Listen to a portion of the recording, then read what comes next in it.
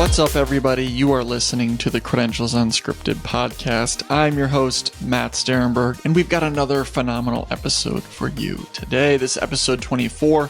We're talking with Anastasia Pouliou from CEDEFOP. We're talking about microcredentials in Europe. She's an expert in VET, or vocation education training, and microcredentials there, but we kind of go all over and just talk about how microcredentials are being utilized, how they're being perceived, and just some of the challenges that they're encountering.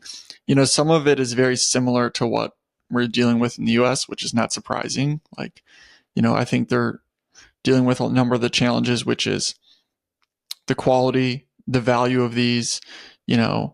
Are they coming from an institution of higher ed? Are they professional? Where's the value and what are the outcomes for people that attain these? So really good conversation. I learned a lot, and definitely check out the research that CEDEFOP is doing.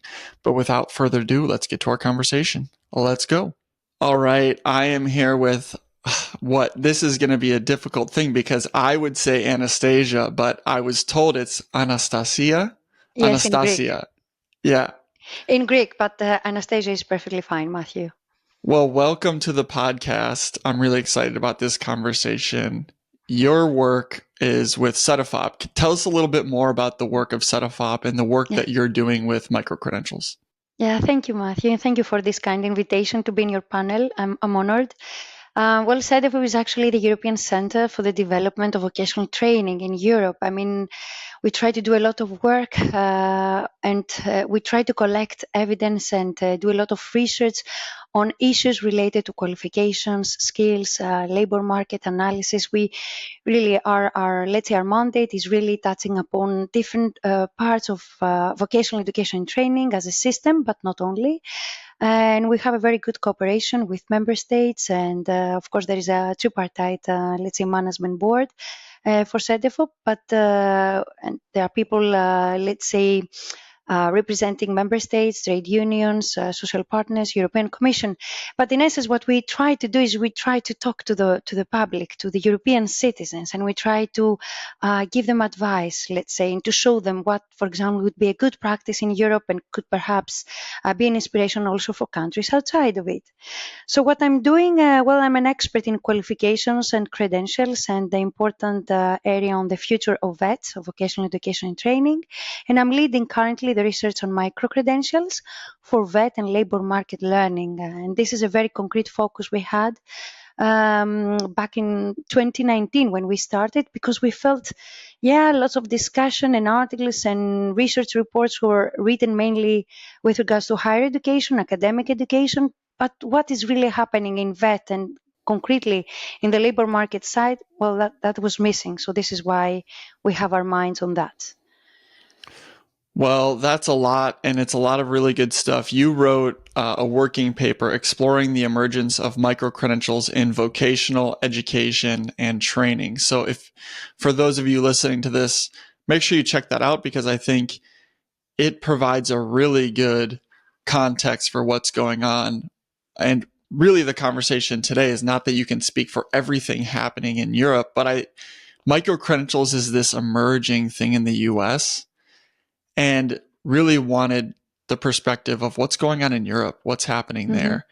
And so one of the quotes from your paper, which I really wanted to highlight because it resonated with, I think, what's happening in the US, which is, despite their rising popularity, the environment in which microcredentials are developed is blurry.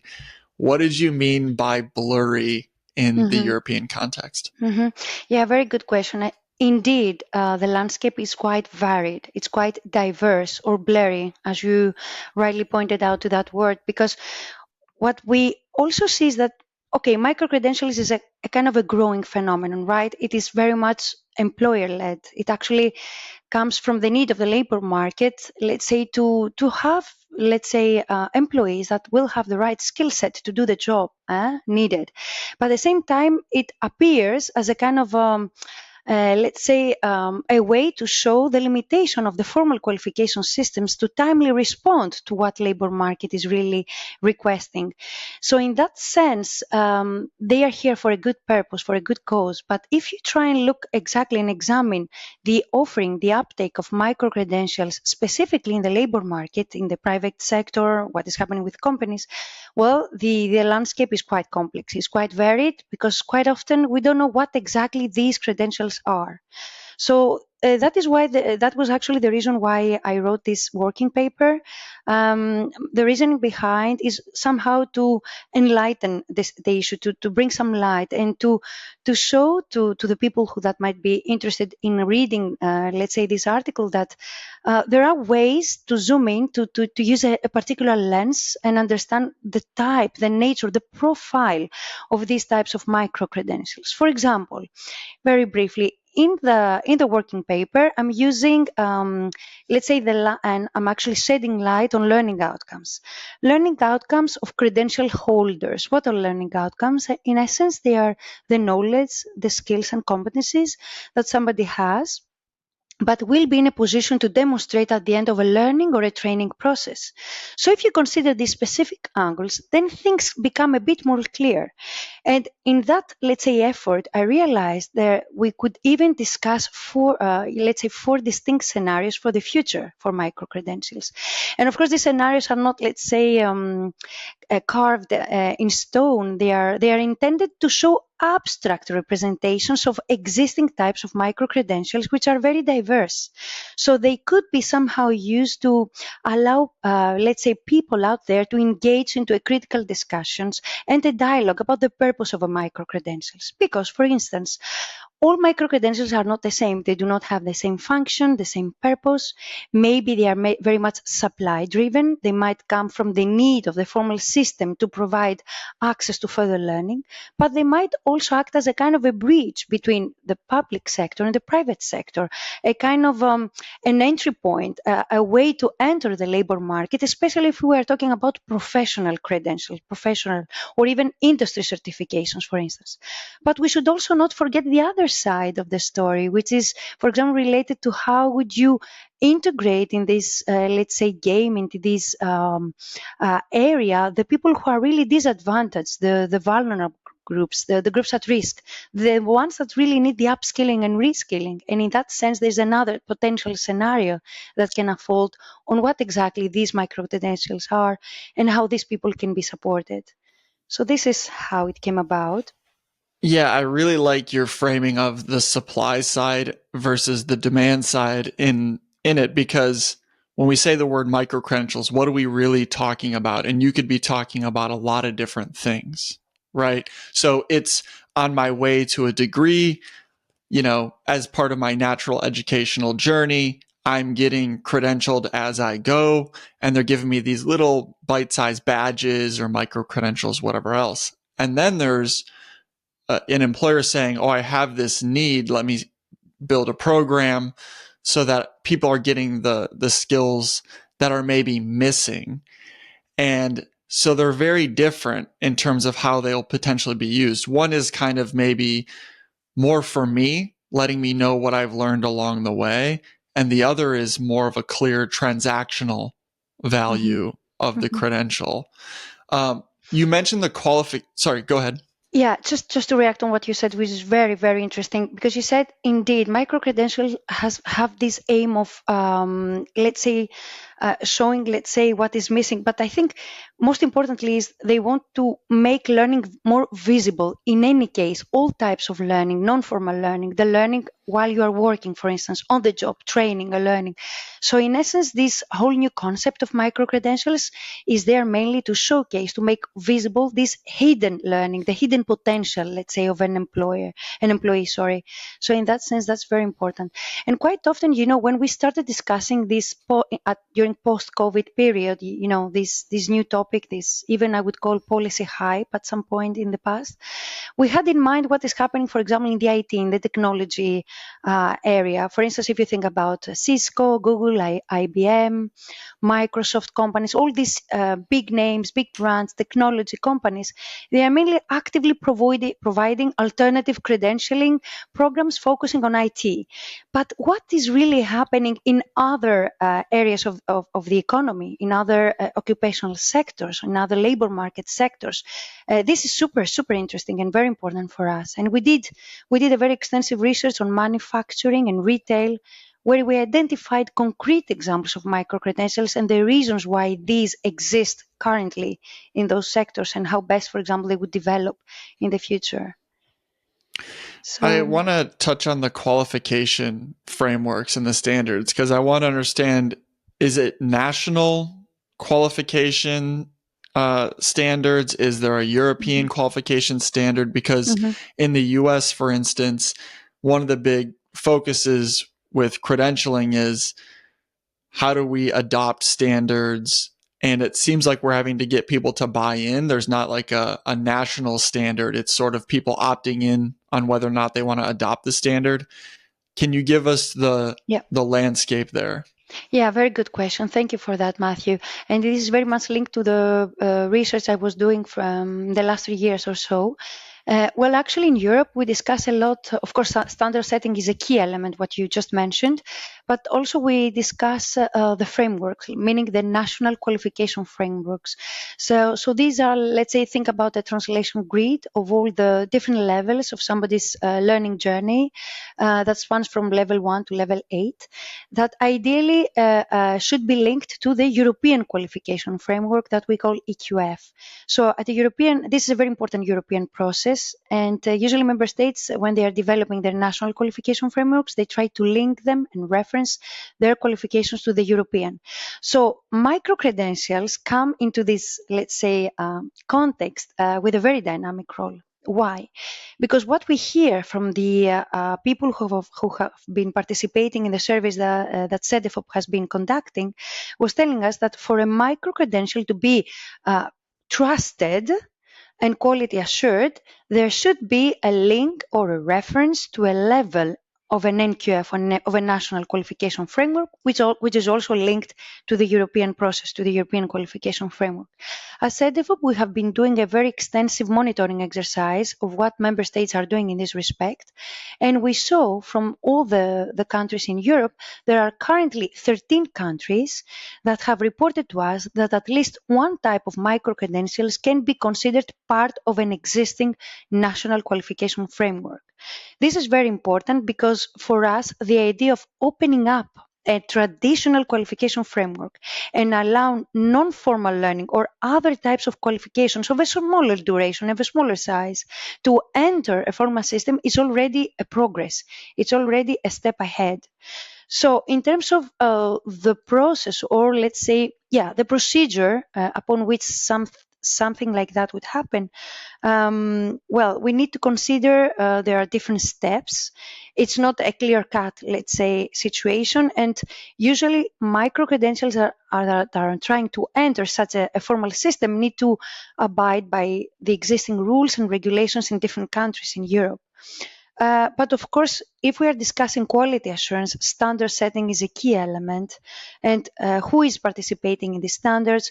Who are the key stakeholders that need to be involved in the standard setting?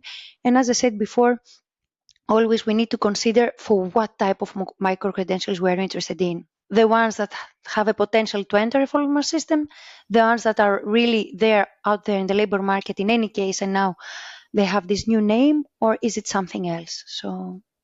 Well, that's really important for us at Parchment and in Structure to know, because we help institutions, both professional institutions and institutions of higher ed typically issue badges, micro-credentials. And so thinking about the European landscape and making sure that we are looking at the qualification skills and have the technology to match it to what you're doing, right? And making sure that metadata is embedded in everything that we do, I think is a really, really good call out. You highlighted one other thing I really want to touch on, which is micro-credentials are not objectives in themselves, but tools. I want you to tell me what you meant by that. Yeah, exactly. They are not objectives in themselves. So for me, it's a tool. It's actually a way, as I said before, to make these different type of learning and training more visible. And they can actually be, I would even be challenging people out there by claiming that they can be even a door opener. They can open the door for people who otherwise or who differently wouldn't have the time or the means or the effort to engage in learning. Now they are given this open door to access, let's say, this new environment in a more flexible manner. I mean, just the idea of the fact that we are discussing something that is really flexible and we cannot really regulate, we cannot put it in a box, that's already gives it a different character, a different image, I would say, different significance, right? So we should not be caring so much about the term, if it's an open badge, if it's a digital credential, a micro credential, a degree, a nano degree. No, for me, the biggest and the most important thing to do is to unpack, to draw the curtain and see what is hidden behind, what type of skills and competencies are there in this type of micro credential that need to be recognized, need to be valued, and need to be certified so that the owner of this credential will have the opportunity to progress at, let's say, in the lifelong learning journey. I think this is a key element. That is why I wouldn't like us to consider them objectives as themselves. So it's the broader way of upskilling, reskilling in the lifelong learning journey. We really discussed this a lot at the European context, lifelong learning, the lifelong learning dimension. And there are different, let's say, policy documents and the VET Osnabrück Declaration, and of course the European Skills Agenda that set the pace and the grounds for policy making, for discussions.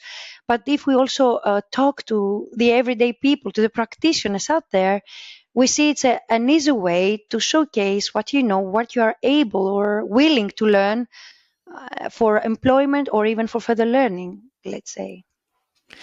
And you brought up the policy. I am curious, in the US, for instance, it's a very much each institution is making a decision on what they want to do, each company or organization.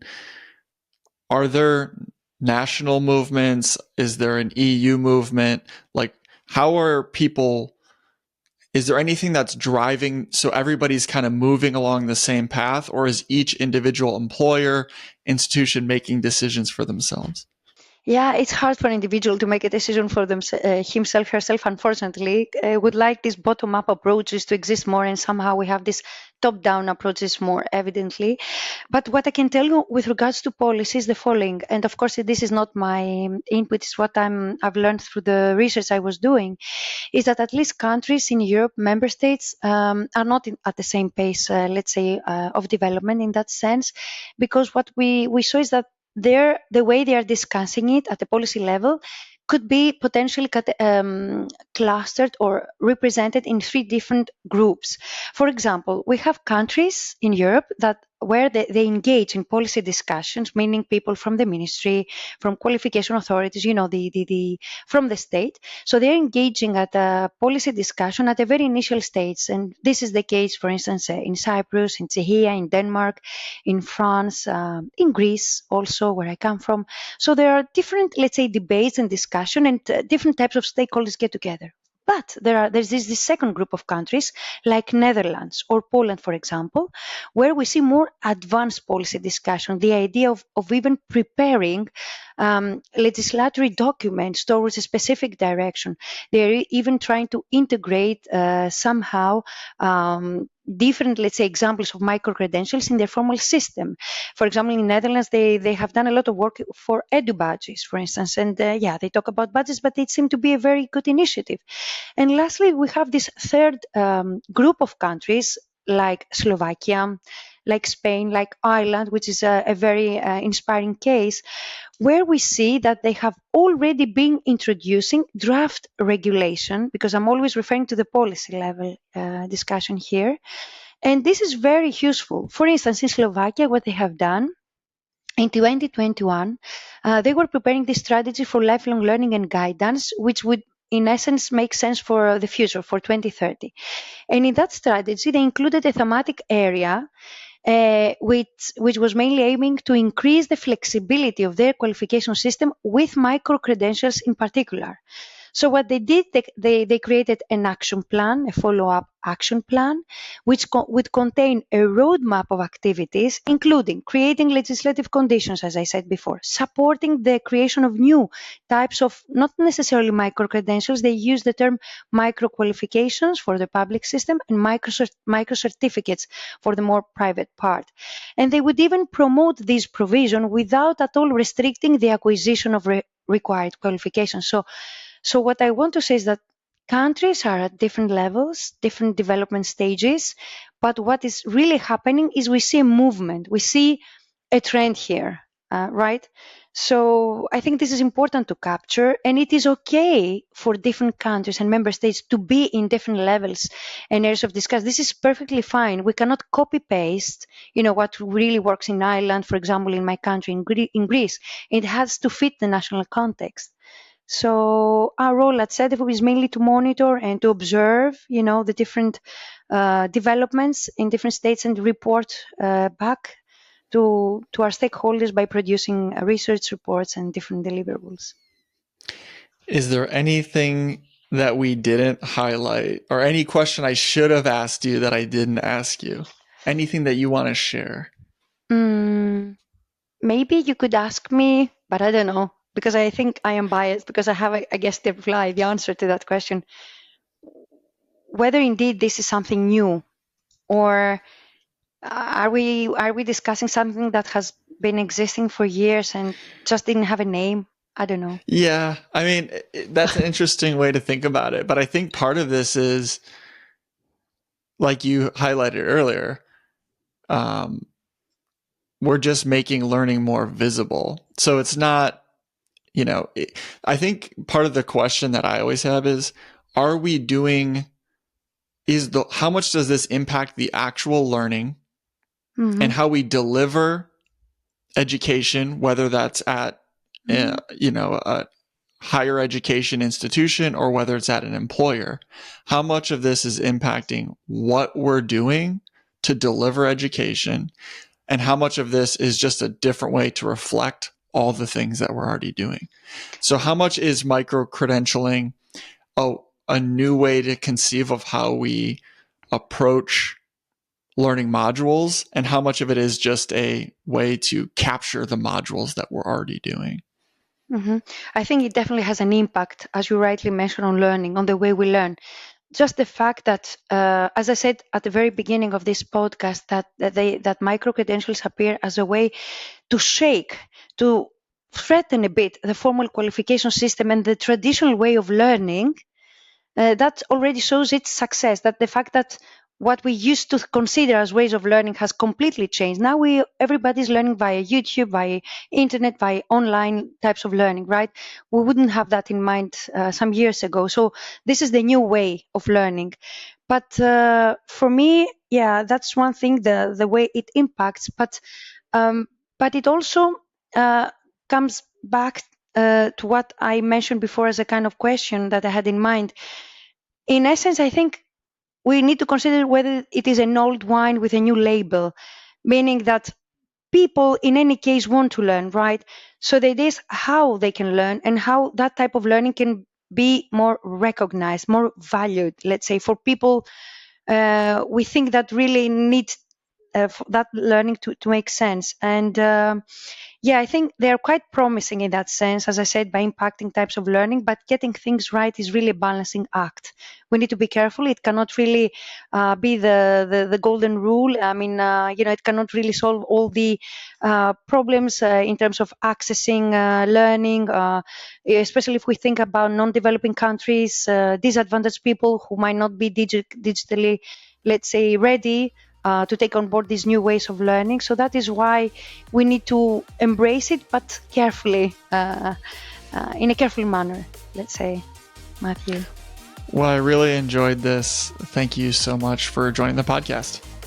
Thanks to you, and thank you for the kind invitation. So that is our episode. I hope you learned a lot, whether you're in the US or Europe. I think it's a really interesting conversation. And, I think we need to have more of these conversations, because if credentials are currency, we need to figure out how to translate these across borders as well, right? What's the currency exchange for these credentials? And I think more and more that's going to be a conversation we need to have. And there's plenty of organizations that are thinking about this.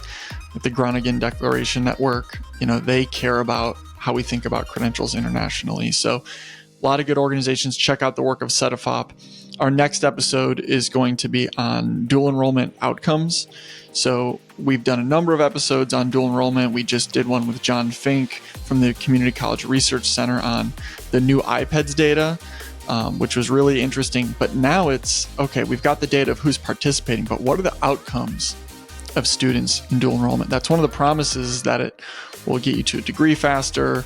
It's more of a college positive thing. You're exposed to college earlier, but what are the actual outcomes? We're going to dig into that with Tatiana Velasco from the Community College Research Center. So really looking forward to that one. But leave us a review, like and subscribe. And if you have ideas for additional podcast topics or whatever, you can email me at credentialsunscripted@gmail.com. But thanks all. We'll talk to you real soon. Goodbye.